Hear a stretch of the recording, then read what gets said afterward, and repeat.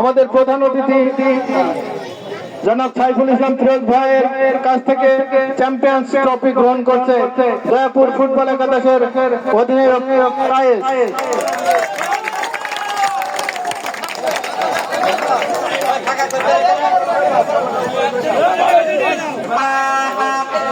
অত্যন্ত গুরুত্বপূর্ণ মুভমেন্ট।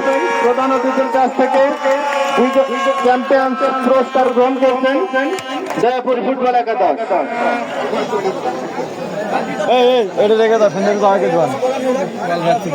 উক্ত ফুটবল টুর্নামেন্ট এবং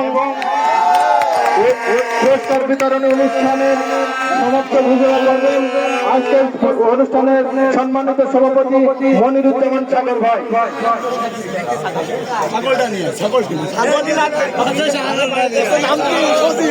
রানার্স আপ পুরস্কার এবং ইব্রাহিম প্রথম গোলধারী পুরস্কার কমিটির কাছে সংরক্ষিত থাকলো, পরবর্তীতে যোগাযোগ করে এগুলো প্রদান করা হবে। এখন অনুষ্ঠানের সমাপ্তি ঘোষণা করার জন্য আজকের অনুষ্ঠানের সভাপতি জনাব মনিরুজ্জামান সাগর ভাইকে অনুরোধ করছি।